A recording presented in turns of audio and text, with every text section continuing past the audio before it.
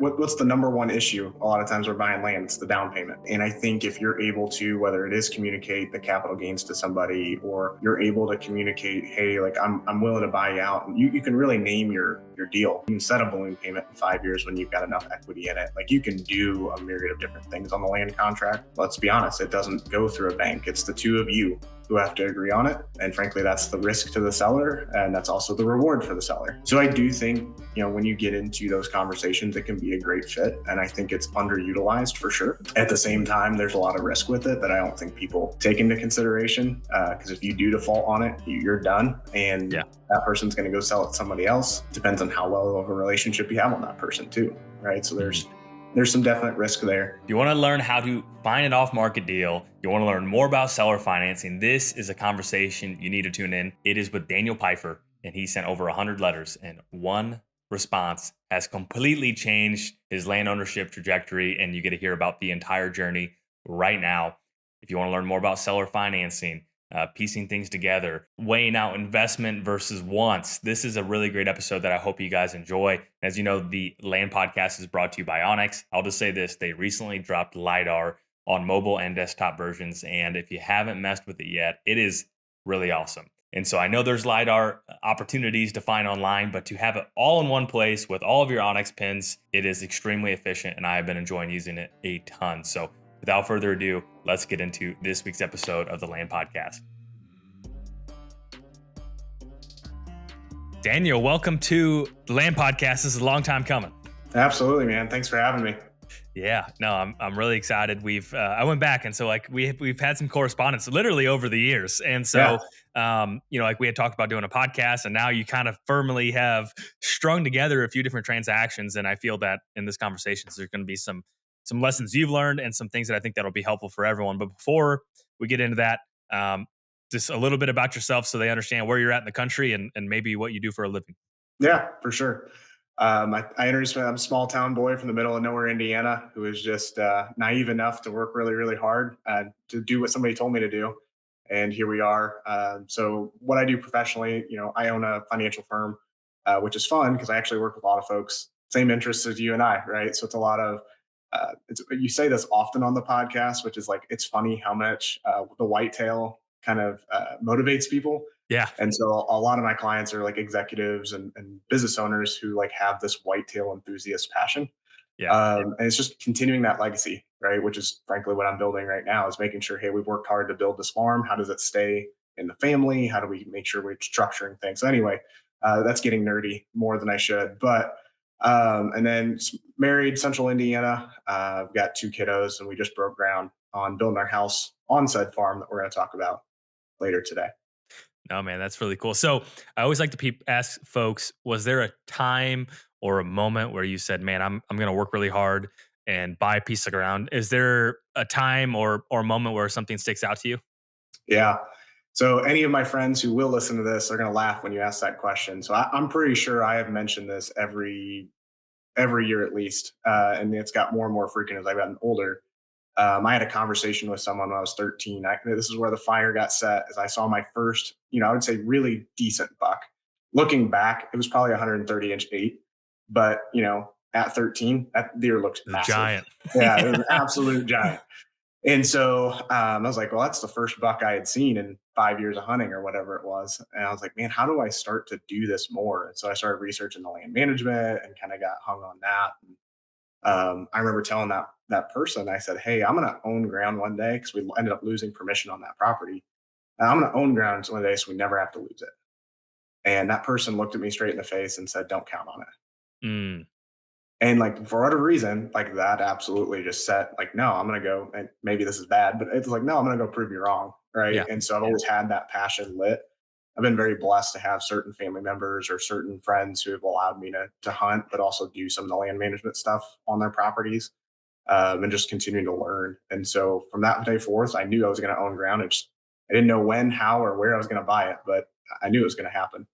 Isn't it a shame that the idea of owning land is such a obscure thing to most people, and that was part of the podcast because like people like yourself, people like myself, where it's like you have this innate fire to want to buy land, and when you talk to some folks that maybe don't quite understand it or see any sort of value, it's like, yeah, right, like you have to be born with it, or whatever the case may be.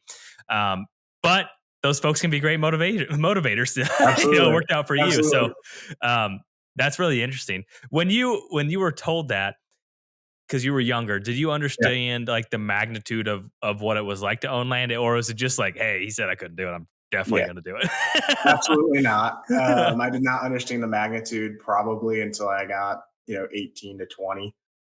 Yeah, I truly, I'd work on farms, I'd work in factories. Like I was always working pretty hard and saving money. And, college was a big focus for me. I was able to pay for a lot of that.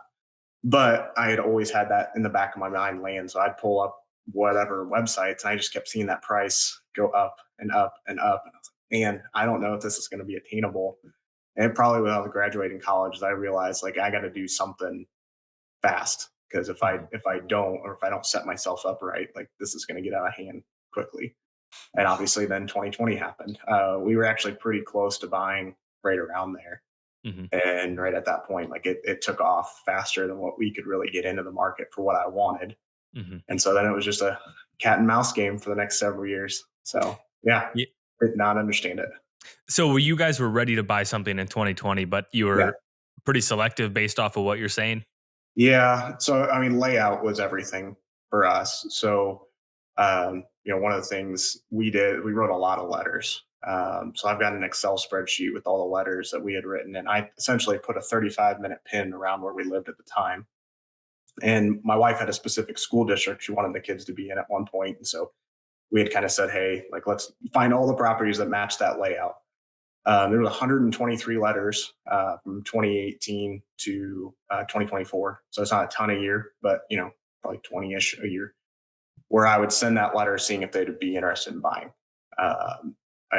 Not for the faint of heart. I think I got 10 total responses. I think three of those actually went to conversation, and one of them actually happened. Right, so it was a lot of effort there. But layout specific. And then at the time, we were thinking maybe 40 to 60 acres, and then that price exploded by us. I mean, that truly it doubled in about a Yeah. 18-month period. I mean, it was pretty fast. So when you were sending those letters, those sound somewhat targeted based off the layout. So were you on Onyx looking Yeah, at different farms like, okay, yeah, I would be interested in this one, add it to the yeah. spreadsheet, add the tax address, and You nailed that it. was your process? That was exactly what the process was. So I'd put a pin wherever I felt like the layout could either be created, or it was close enough that I felt like I could access it on two or three spots. I was isolated enough that I wouldn't have a ton of surrounding hunting pressure. Like that's what I was looking for, based on listening to some other folks. Frankly, some hit here, some of Skip Sly. I mean, some of the guys that you've had, trying to learn from that, and so focus on that. Don talks about that all the time. I think it's just all those people. It's isolation, isolation, isolation. I was like, okay, I got to go find that. And Mhm. so in that county, in the school district, there was seriously 12 properties that met that. Wow. 12. Yeah. So I told my wife pretty quickly, I was like, hey, we either need to really love the school district or we need to zoom out. And so, yeah, I mean, at the end of the day, she ended up homeschooling our kids. So school district didn't matter anymore. So I'm blessed for that. But yeah, it was Onyx. I put a pin, that information went into an Excel spreadsheet, and then it was just color coded based on follow ups and et cetera, et cetera.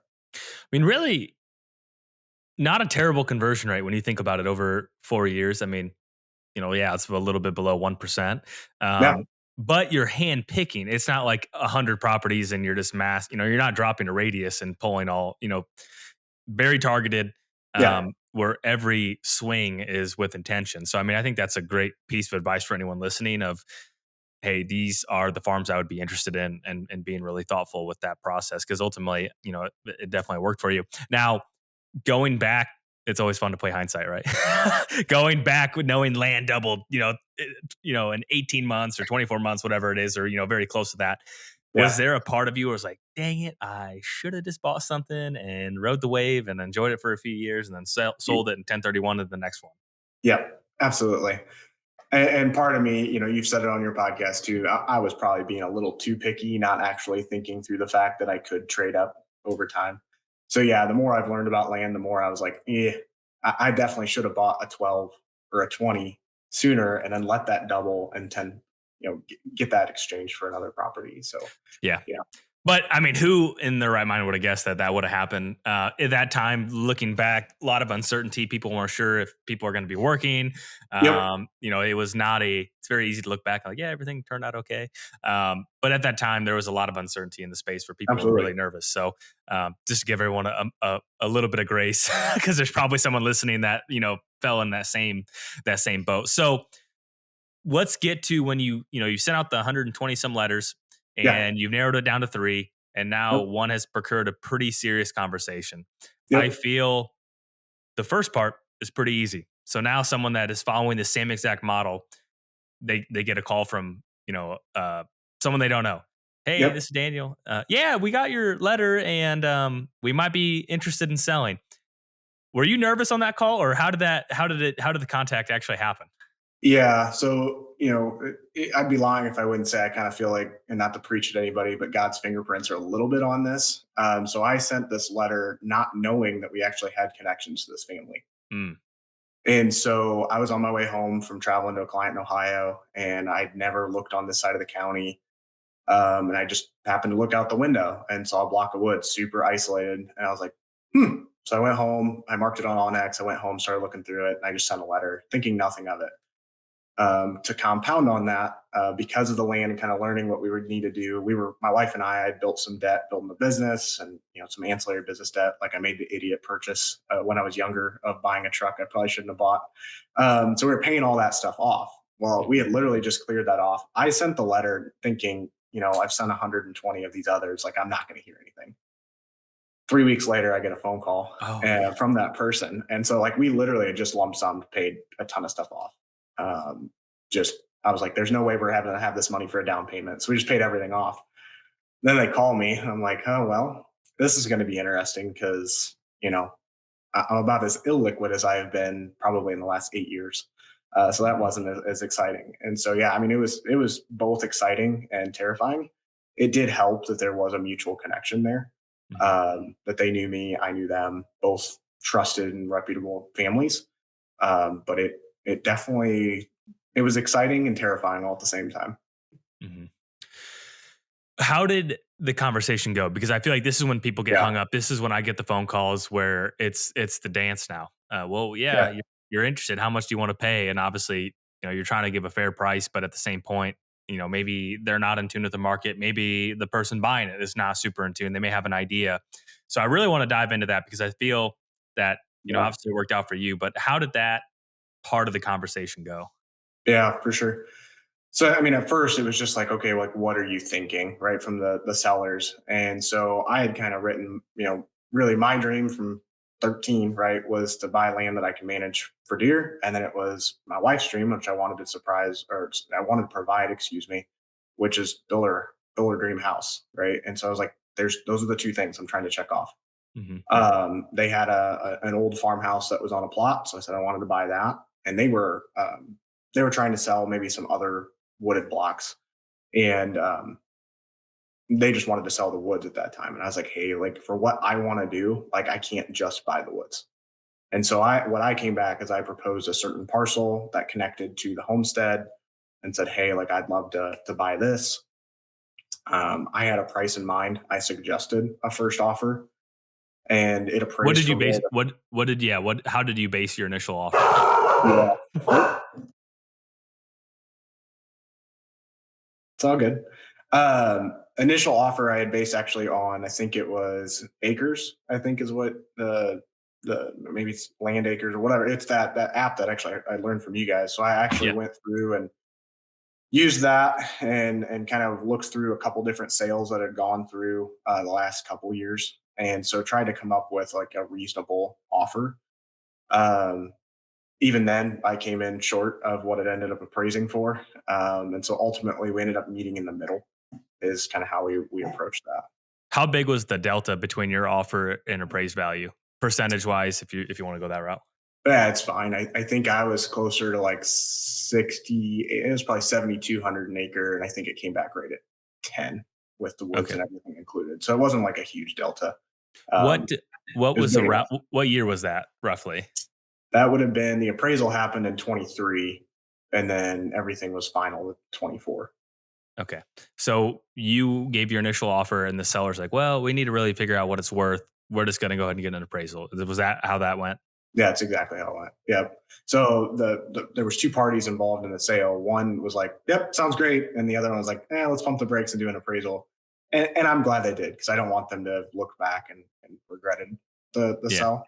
And I wasn't trying to be malicious or anything. It just that's what I thought it was worth, and it came back worth more than I really thought it would. So Yeah. Well, I mean, that's appraisals are interesting because they're going backwards, right? And so, they pull 4 or 5 comps, and depending on the comps that they pull, and so definitely a good benchmark. But I think a lot of people view it, and especially on the purchase price, people think that, let's say you buy a farm and the bank orders an appraisal. The purpose of that appraisal is not to say the farm that they're buying is worth exactly this amount. It's really just to make sure the bank has enough collateral to lend money against it. And so I think a lot of people maybe get deflated when it comes in lower, and they're like, "Oh, I think it'll appraise for a lot higher." And then and most times it comes in really close to the purchase price. Obviously, yeah. this one's a little bit different, but I wanted to clarify for that for folks that listen. Um, when you were trying to negotiate this based off the appraisal, did you feel a little deflated when you're like, "Oh, man," Oh, or were absolutely. you okay? Yeah, I mean, even the seller was a little bit deflated just from the.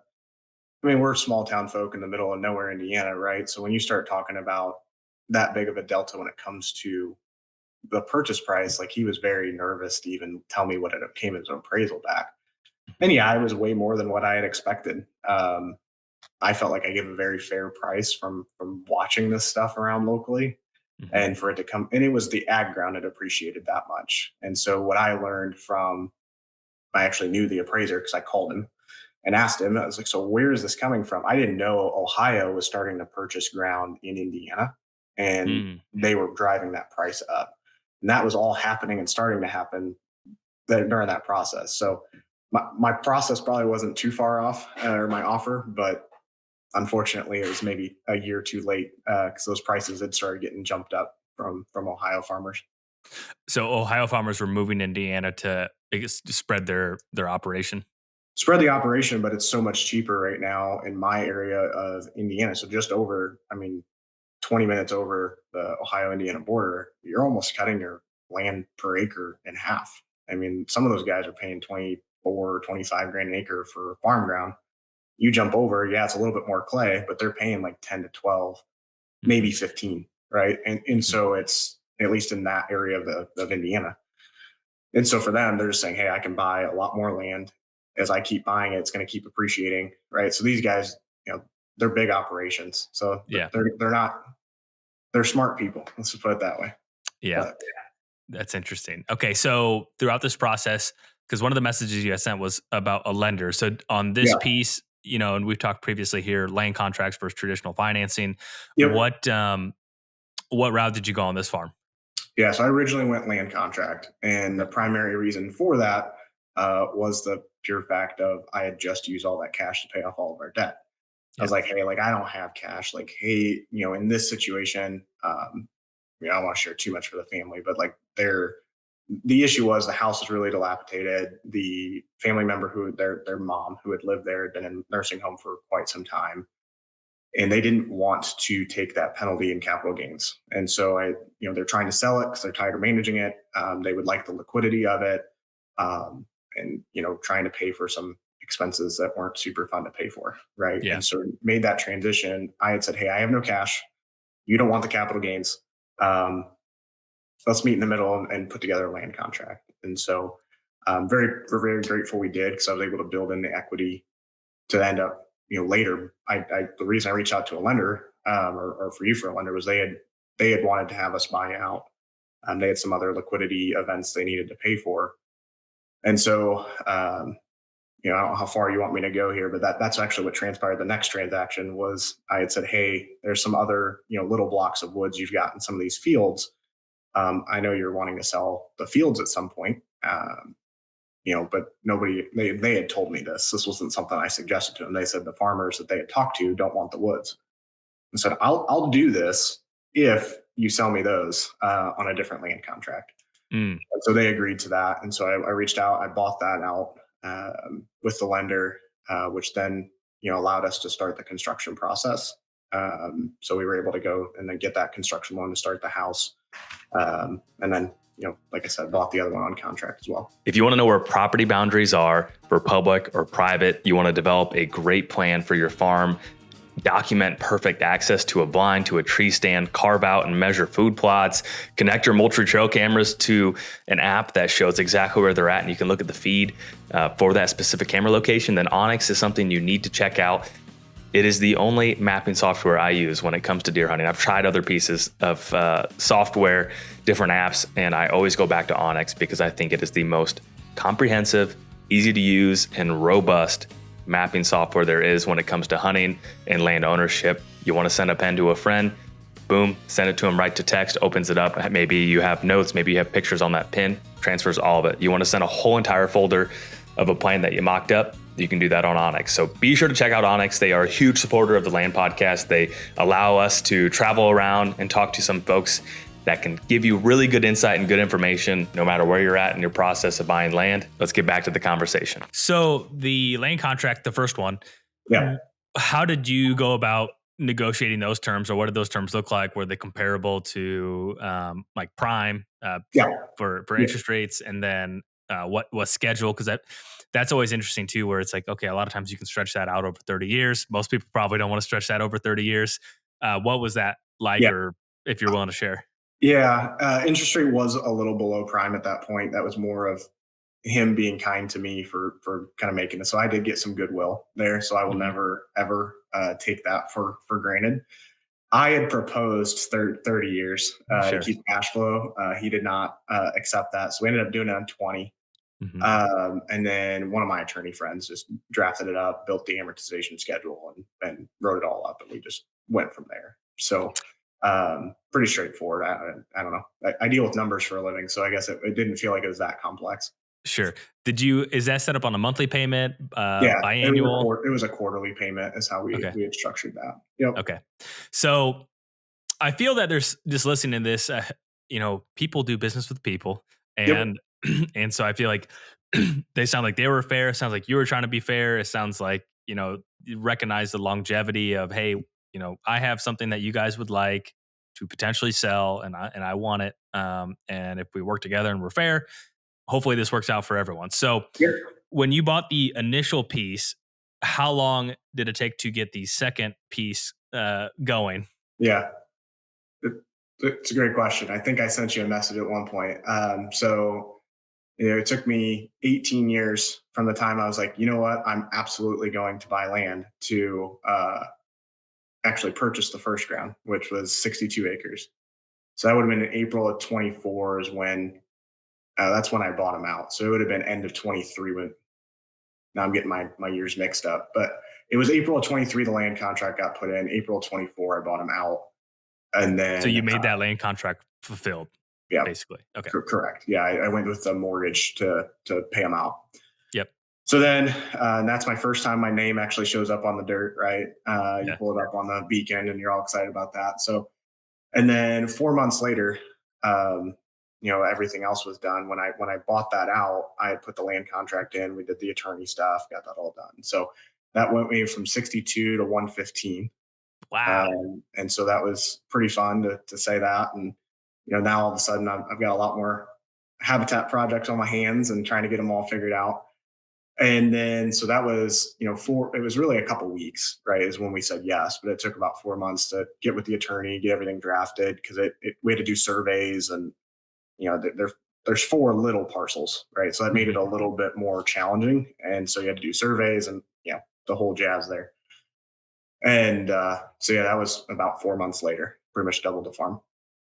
That's amazing. That's when all that was happening, did you pinch yourself at any point to make sure it was real? Yeah. There was multiple times, my wife would go, she's always been the one chuckling, telling me to be patient. I'm not a very patient person by design. And so, I was always kind of grumbling a little bit, like, why is this taking so long? And so when this actually happened, she just kind of chuckled a little bit. She goes, see, when it was supposed to happen, it all came together. I was like, yeah, Fair enough. All right. You've been right. So yes, Yeah. dear is probably what I need to say more often. Yeah. No, so I think that's really fascinating. And I mean, based off of what you were looking for, it sounds like you've really pieced together exactly what Yeah. you had in mind. And I feel like that's really special to do that so quickly. You know, obviously in the grand scheme of things, not quickly, but once you get the Yeah. ball Once it got rolling, going, yeah, yeah. it was fine. Yep. What is there anything you would have done differently throughout that process? Or do you feel like it just really unfolded the way it was supposed to? Probably gonna answer that two ways. Differently, I do wish looking back, I would have started buying smaller spots. Maybe it was just 10 when I was 18 or 20, and then you traded that up and you just kept trading. Um, I didn't know anything about it. I was just looking for a hunting property at the time. And so Yeah. the land or real estate world to me at that time was so foreign. Um, so just all transparency, that's probably the biggest thing I regret is not starting buying the land sooner. As far as the actual process of this land transaction of kind of getting this built together, um, I probably would not have paid off all the debt in one lump sum. Only from I really wish we could have avoided some of the land contract stuff. And the only reason I say that from I'm glad they worked with me, but it did create some snags when you're starting to talk about construction loans and getting a house built and negotiating equip contracts. Like it just made everything a little bit more difficult. Mhm. But again, I think we were both trying to be fair and met in the middle, and I'm glad they did because this deal would never have happened if it wasn't for the land contract. Not saying it's a bad thing. Obviously, I'm in another one, but I kind of wish I would have been able to buy that out sooner because I think we would have been able to build our house sooner as well. Yeah. Well, I think that's fair. Yeah, it's just crazy to think that one letter, one out of a hundred plus, but like literally one letter is the snowball that kicked all of this off, and Absolutely. to where you have the ability to piece all this together. Um, as far as the benefits, the pros and cons of the land contract versus the traditional mortgage. I mean, if you just had to name off a couple pros and cons of each, I'd be curious to hear your perspective. Yeah, I think for those of us who don't, I mean, what's the number one issue? A lot of times we're buying land. It's the down payment. Yep. Right. And I think if you're able to, whether it is communicate the capital gains to somebody or you're able to communicate, hey, like I'm willing to buy you out, and you can really name your deal, right? You can set a balloon payment in 5 years when you've got enough equity in it. Like you can do a myriad of different things on the land contract. Um, and let's be honest, it doesn't go through a bank. It's the two of you who have to agree on it. And frankly, that's the risk to the seller, and that's also the reward for the seller. Mm. So I do think, when you get into those conversations, it can be a great fit. And I think it's underutilized for sure. At the same time, there's a lot of risk with it that I don't think people take into consideration. Because if you do default on it, you're done. And Yeah. that person's going to go sell it to somebody else. Um, Depends on how well of a relationship you have on that person too. Right. So Mhm. there's some definite risk there.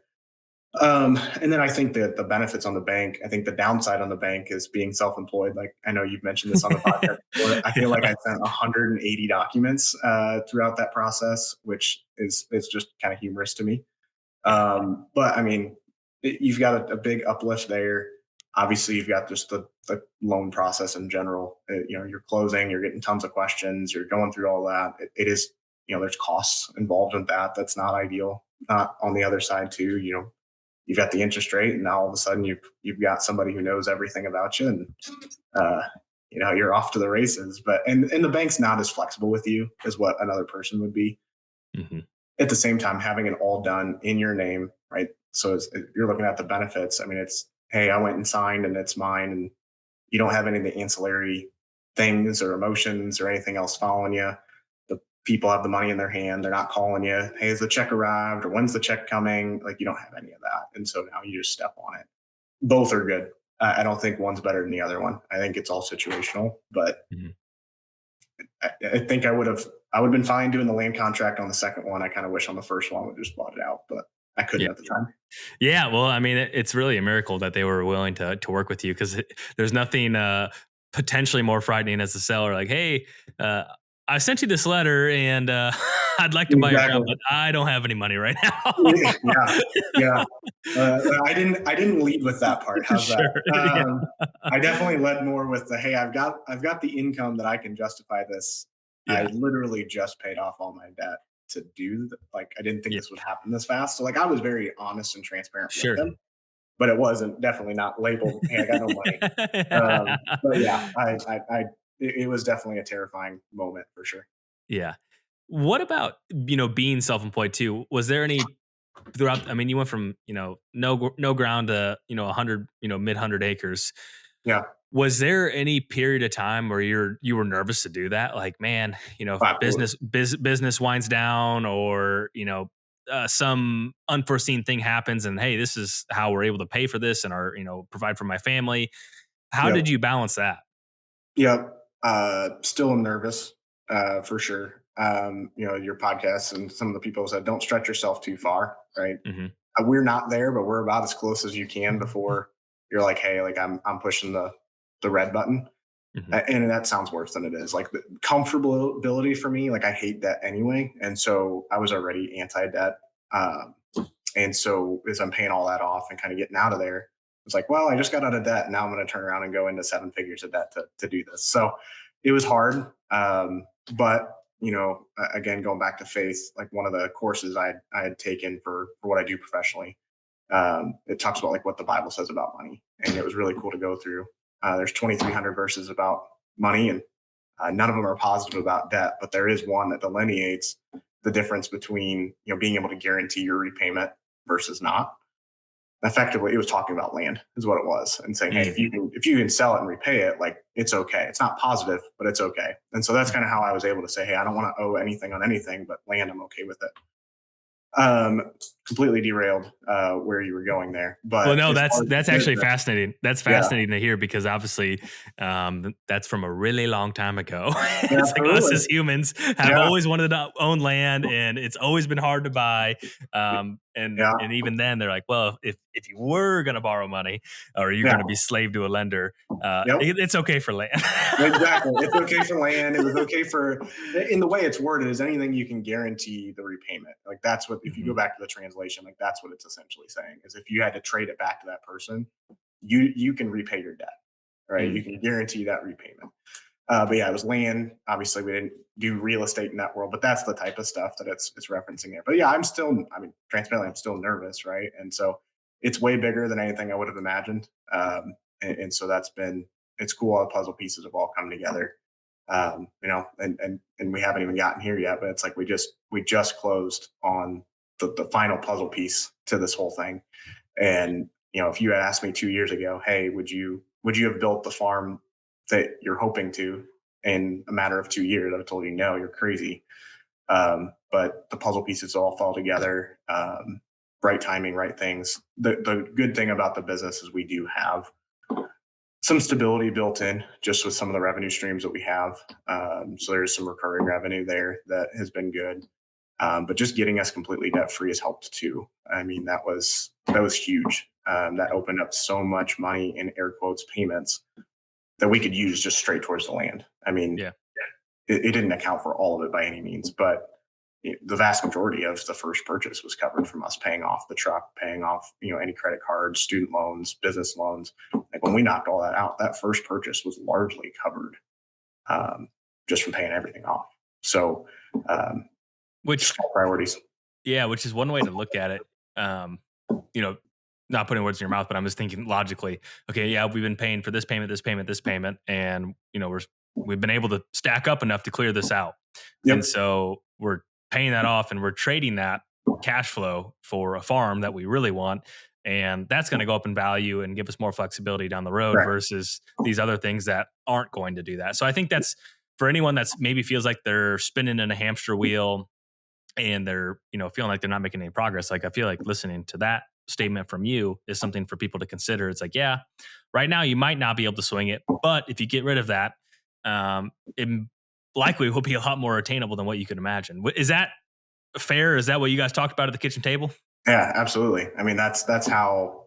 I mean, my wife's financially way more conservative than I am. And I love it because I'm the spender in our family. And so I would buy everything hunting ever if it wasn't for her. But that's how we were able to communicate and get our arms around it, was saying, hey, here's what we were paying in all of these debt payments. Here's what it's going to cost us each month to do this. Like, it's almost a wash. And Mhm. so from that point forward, it was, yep, this is your dream. And I can't, praise Haley enough. Like, she's been fully supportive of this dream since day one. So yeah, she was all on board. So the third piece, was that a Yeah. different family? Yeah, it was a completely different family. So um, similar situation, just their father had passed. He owned a pretty good farm. It was all pretty much one parcel. I mean, he owned, I don't want to say, like 260 acres of ground right in one contiguous spot. And they were trying to sell to a farmer, and the farmer had expressed that he didn't want to buy the woods. And it's a small town, so word got around that I had just bought a bunch of woods, and so I got a random phone call one day. Now, granted, I had met him one time because he's going to be our neighbor when we're done building. And he goes, "Hey, I heard you bought this family's woods. Like, would you ever be interested in buying ours?" I'm like, "Oh, bud, like, I just bought these two. Like, I'm terrified about having this conversation, but yeah, let's figure it out. This is when you look at a map, this was the final puzzle piece that really went. It took that ceiling from the property. It probably would have been a 6 or 7 at best, Mhm. and really put it 7 to 8.5, right? And I don't know if it'll ever be a 10. I don't know if anybody's going to give it a 10, but like, truly was, hey, this is the puzzle piece we would need to make this thing world class over the next several years.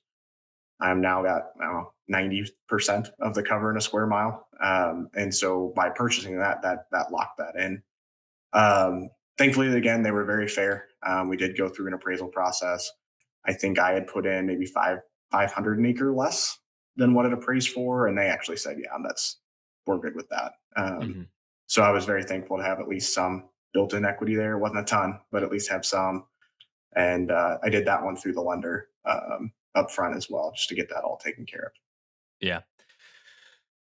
Would you consider yourself to be like in a big buck neighborhood, or is it sneaky It's, good? yeah, I would say it's sneaky good. Yeah. It's the same breath. Like, it's all pockets. And it's just like Yeah. everything else.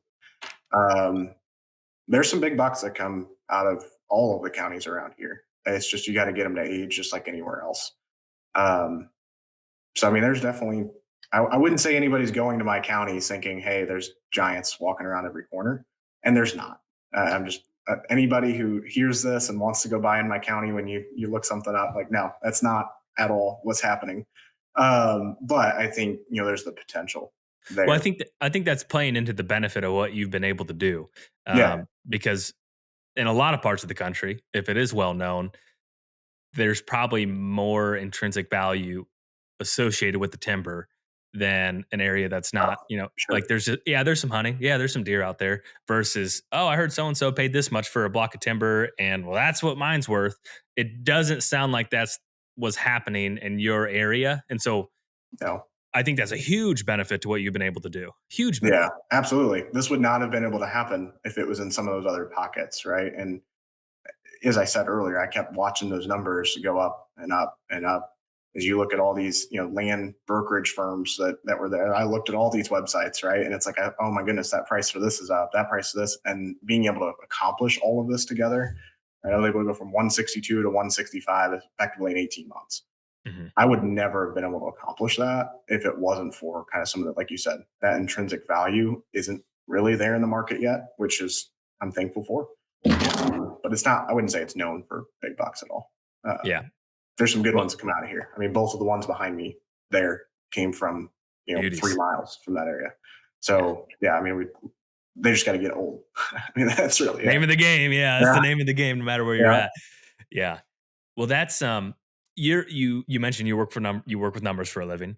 Yeah. You deal with business owners, and how do you balance the selfishness of land? Like, if we want to be frank about it, like Yeah. when you It buy is land, helpful. it's because you really enjoy it and you want to use it. Yep. Versus the, hey, this is an investment. Hey, this is going to appreciate. Was there a spreadsheet you made for that decision? Yeah. So I will tell you the some of the spreadsheet went out the window. And this is again credit to my wife because I wanted to spreadsheet everything. Um, and I would say I bought everything at a good price. I've got built-in equity in every purchase, and that's really going to be the kickoff for our next venture, which will be some real estate stuff. But at the time, I was just trying to get a good deal. But the second purchase, I got it for 500 an acre less, but that wasn't necessarily the goal. I Mhm. just really wanted the property. And so I was going to try and get it. It just happened to work out that way.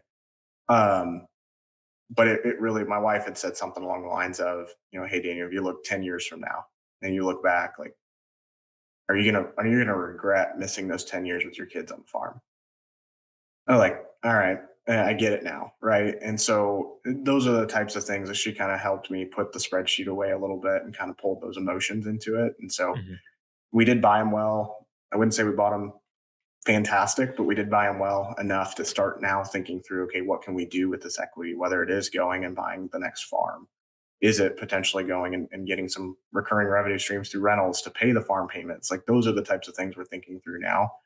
And quite frankly, if you even roll back 8 years, I would have never even had those thoughts. But that's kind of that next iteration to try and roll that equity into something to start paying for the farm itself. Yeah. Yeah, based off of what you're describing, they're not necessarily cash flowing farms. No, um, these are not. No, I can yeah. confirm. Yeah, can confirm. Yeah, those are hard to find, even if they're straight tillable. But Yeah, I mean, thankfully, Equip has helped a lot with some yeah, of that. My first Equip contract covered probably half of the first year's payment. My next one will probably cover most of the next year's payment. So I mean, it's definitely helping, but at some point that well is going to dry up, and yeah. so they're all projects I wanted to do. There's a little bit of strings to jump or hoops to jump through to get it all done, but they're all projects I wanted to do anyway. What were some of the projects? On the first farm, I ended up converting 25 acres of tillable. Um, and so there was 14 acres of native warm season grasses that went in.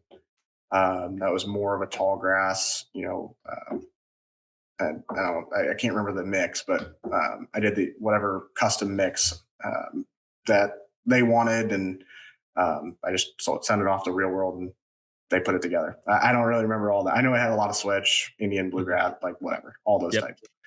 And then fire breaks around all of that. That's all in clover. There was a hedgerow that was Real, created. real quick on the Yeah, tillable side of things, yeah, going Equip versus CRP. Was there yeah. a decision behind that? Yeah, without sounding too brash, I didn't want the government in my pocket that long. Yeah, I was more content with having a one-time payment, knowing it was probably lesser than having to deal with it every single year. And I get that some people are, oh, it's totally worth. I just don't have the bandwidth or time to deal with some of this stuff. I mean, I love going out to the farm, but there's been tons of like I lost like 6 apple trees that if I could go out there as often as I wanted to, I probably would have been able to save those apple trees, right? yeah, Just by spraying them and stuff. So I don't have the bandwidth necessarily to deal with some of that stuff yet.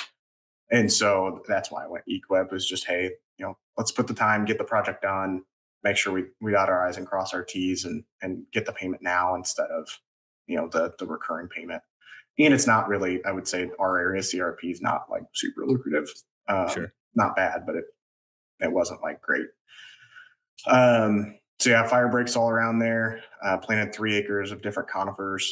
And then there's a screen essentially we planted in shrubs. And I know nobody likes. If you look on YouTube, everybody hates the eastern red cedar. It's fine in our area, so I'm gonna say Yeah, it. We planted a yeah. screen with eastern red cedars. Unless you're in Uh, Kansas or Oklahoma or yeah, some parts of exactly. Iowa, but in Yeah, Illinois, like where I'm at, I've never seen cedars get over, get out of control. And you shared the map of your place. I had bet $1 million. It will never be an issue there either. yeah. So 160. Yeah, it's 165 acres is what it all adds up to be. I found 3 eastern red cedars while walking all of it. So they just don't do fantastic in our area. But planted those to just kind of screen off the road, essentially just trying to block and kind of enclose that acreage there. So that was the majority of it. I also did some like I guess they call it FSI, no longer TSI, but some forest strain improvement. I did that. It's the habitat cuttings.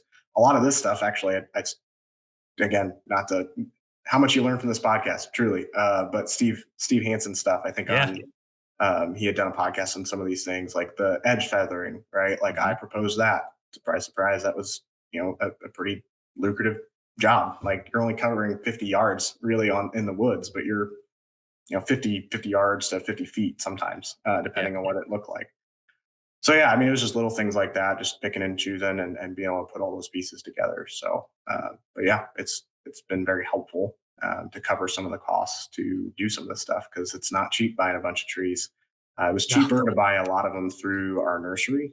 Yep. Like 100 trees was like $49, which was super helpful comparatively to looking some of these nurseries where you're buying the Eastern red cedars, where I can't remember the exact number, but I wanted to puke when I bought it. That was crazy. Yeah. So trees aren't cheap. I didn't know what I was getting myself into when I started buying trees. I should have, but I did not. Buckland Funding. If you don't know who they are and you're looking to buy a piece of ground, I encourage you to reach out to them. They're chartered in multiple states across the Midwest, and they understand recreational land. I've said it a million times here on the podcast. The most important piece of buying your first piece of ground is finding a partner, finding a bank that understands what you're trying to do, that has competitive rates and understands the world of recreational land, because not all banks are created equal, and Buckland Funding understands our crazy goals of scooping up a piece of ground to enjoy it with family, to hunt it, to use it as an investment. They understand that and work with that every single day. I encourage you to reach out to them. If you're in the process of buying your first or 20th farm, reach out to Buckland Funding at bucklandfunding.com. Back to the conversation. When I bought trees from the state of Illinois this year, I called in. I buy trees every year, and they're like, "Do you have a podcast? Because everyone keeps saying your name. They keep buying all our trees." And I was like, "Yeah." And they're like, "Thank you so much." And I was like, "I love what you guys are doing. Anyway, to help sell trees. I hope you guys stick around forever." They're like, "Oh, we really appreciate that." So it was, yeah. I mean, truly, anybody in Indiana, like you've got to call your state nursery. Like, truly, they're fantastic to work with. They're pumped that you're putting in trees, and it was a huge cost savings. If I wouldn't have known about it, I would have been very upset to find it in hindsight. Yeah. I mean, I've ordered from Illinois, Missouri, and Iowa, and I've had a great experience with all three of those. I never ordered anything from Indiana, but all positive experiences with all those different states. And I think Steve's like the encyclopedia when it comes to equip. So whenever I have a question, he's the first guy I call and ask because he's done about every project and practice. So I appreciate him paying it forward, and it's cool to hear that you were able to implement one of his favorite practices. Yeah, absolutely. Well, now I just learned another thing. I did not realize you can use other state nurseries. So I was always under the assumption you had to use the state you were in. So now I'm going to start calling some other states. So they just ship them. Yeah, when I ordered from Iowa and Missouri, they just ship them in a box, and they came in good shape, and they're actually packaged really nicely. So yeah, you can, if you have. I ordered some Concordia oaks from Missouri this past year, and so that was on Iowa. Whitetail is a super exciting oak tree to plant, and so I got some of those this year. Concordia oaks. Yep, and I think it's part. Someone's going to gross me because I'm going to say it wrong, but I think it's part swamp white oak and part chinkapin, dwarf chinkapin, and they produce acorns pretty quickly. So they're too young for me to report back, but that was on a thread there that a lot of people really like those variety of oak trees. So I've got a couple of dwarfs I planted this year. Sawtooths planted this year. A lot of white oaks this year. Obviously, the white oaks. Heck, I might retire before those things ever produce acorns, but that's the hopes. Have kind your of kids, your kids will enjoy it. That's it's always interesting because I planted a lot of oak trees too, and people are like, "Oh, you're never going to see the benefits of that." I was like, "That's fine." If we only did things that we would only see a benefit of, the world would not be as great. Like you look at people that have made sacrifices, for other people down the road. It's like, you think about them because they did it. It's So absolutely. I think I always think of that too. I mean, it's, I had a client say, I think it's quoted from a song, and somebody's going to, again, tell me what song it came from. I have no idea, but talk about like your legacy, or you die twice, like when you actually physically die and when they stop saying your name. Yeah. And I've got a friend and client and really a mentor at this point who, like, that's a big motivator to him, is how does he build that legacy? It's like all these little things you do, right? hey, there's a 100-year-old oak tree. Well, yeah, grandpa passed that or great grandpa passed. Like you get to start talking through that. But yeah, it is a big passion of mine around here because the all of the woods around here pretty much got high graded like 30 years ago. There's very few oaks, and the ones that you do find are like bur oaks that are all gnarly and everything. There's a couple Yep. of red oaks, but I mean, there's almost nothing. And so I look forward to what this is going to look like here in even 5 to 12 years, right? So it'll be cool. Yeah. How, you've been able to associate yourself with really sharp and helpful people. Yeah, Just knowing mutual friends. How much of a benefit was it to have some of those folks in your pocket, throughout this process of maybe you felt a little crazy buying these and they're like, oh yeah, that's the missing link, or keep doing what you're doing. You're doing a lot of the hard work now and you're going to reap the benefits of it, 5 to 10 years later. yeah, How instrumental was that for you and your journey? yeah.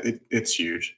I'm just smart enough to know that I don't know enough, so I got to ask smart people. And so yeah, I mean, there's a good handful of folks that was pretty quick for me to be like, hey, should I consider this? Am I being an idiot for trying to buy this? Or, hey, you're 20 years down the road from me. Do you regret not buying sooner? Little things like that. Because there's a lot of emotions that get wrapped in this too. Like, yeah, I work with numbers, but I'm also still a human. Yeah. And so it's like, well, I really want this. And so going to somebody and saying, hey, like, am I overthinking this, or is it, am I stretching ourselves too far? And like, so I really have through this whole purchase process, I can think of three people I asked like land questions or management questions before it was ever bought. At least four people about like, hey, family, legacy, is this important? Should I push the brakes? Should I do it now? Like what kind of those discussions? Um, I mean, those are the ones that come to mind first. But yeah, I mean, some of the way smarter people in the habitat management space have been very, very helpful. And I guess I will name drop one of them, Wes Delks, who does some of the consulting for Higgins Outdoors, Chasing Giants and all that stuff. But it was, without him, like truly that first purchase would have probably never happened. Just because Why do you say that? I didn't have the vision that he had for it. I had never taken 25 acres, and I knew it was isolated. I knew I wrote the letter, but like to actually say, hey, I'm going to overcome some of the earlier hurdles we did, and hey, I'm going to really go push through to do this land contract. And he was the person who said, hey, like this is going to set up well. You just have to have the vision for it. Hmm. And I just didn't. I mean, I saw what it was, which was Isolated. 20. Yeah, it was isolated. It was 23 acres of woods, and whatever the remainder of that is in tillable. I just didn't have that, and so I would not have pushed through if it wasn't for his feedback of like, yeah, that can get up set up really, really well. So very, very grateful for that friendship.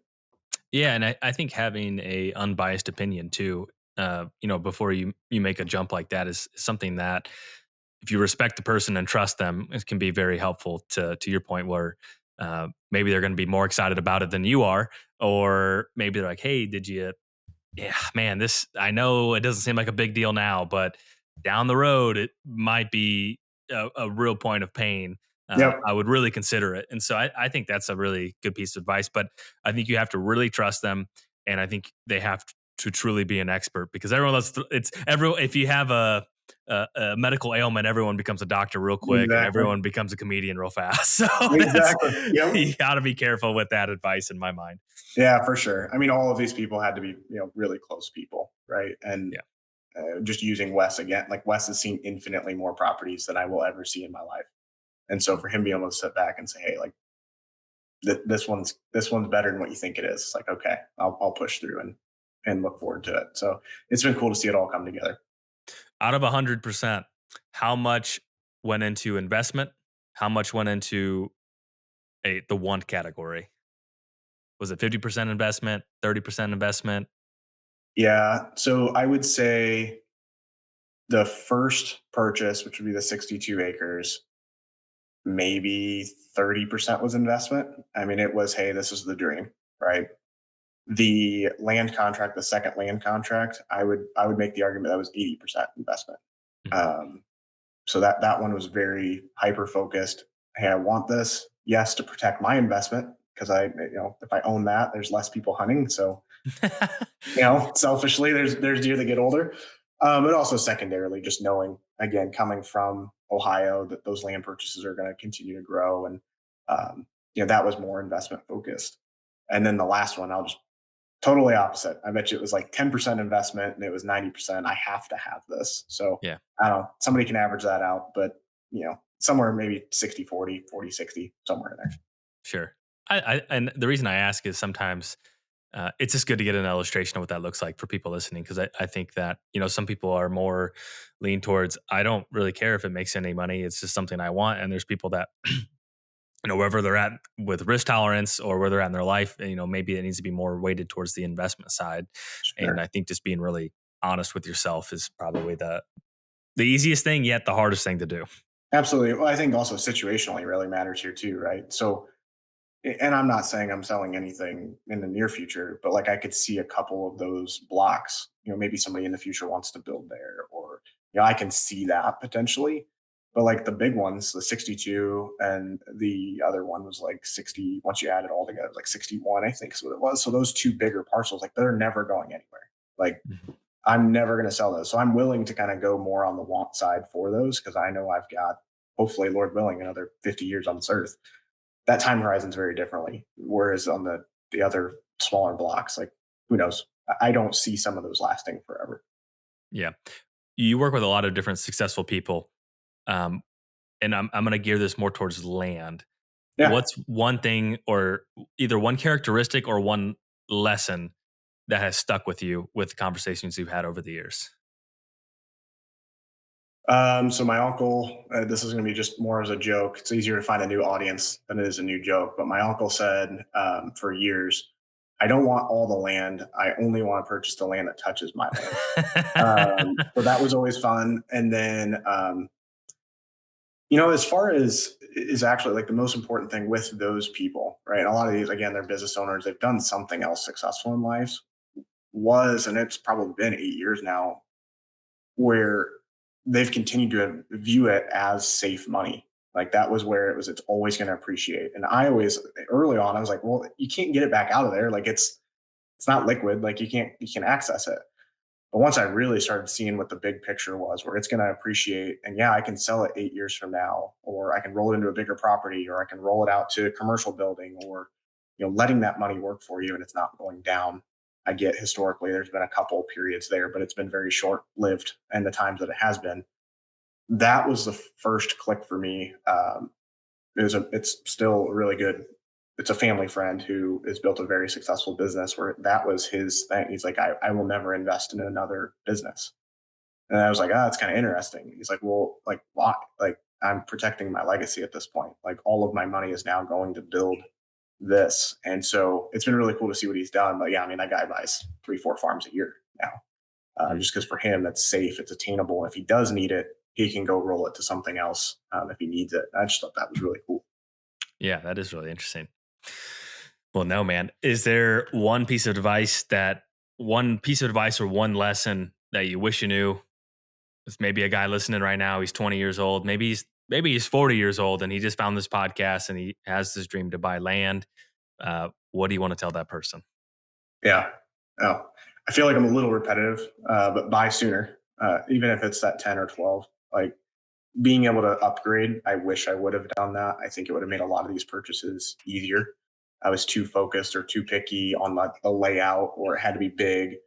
I really should have rolled up, and I would have been a lot further ahead by now than that. Secondarily, going back to my story, like get rid of the ancillary debts, like things that are going down, right? Like I'd see people paying $1,200 a month for a truck. It's like, do you have any idea how much land you could buy still today with $1,200 a month if you look in the right spot? Like just little things like that. So I gave you a couple, I guess. Don't be too picky. Life priority. If you're really, be honest with yourself. If land is really the priority, like what do you need to do to make it happen from another debt standpoint? Other than that, I don't know if I have a lot more other than just Those are think all outside great. the box. Yeah, think Yeah. outside the box. I think that's don't be afraid to throw that land contract out there. Like Don't be afraid if to you send a really want letter. to do it.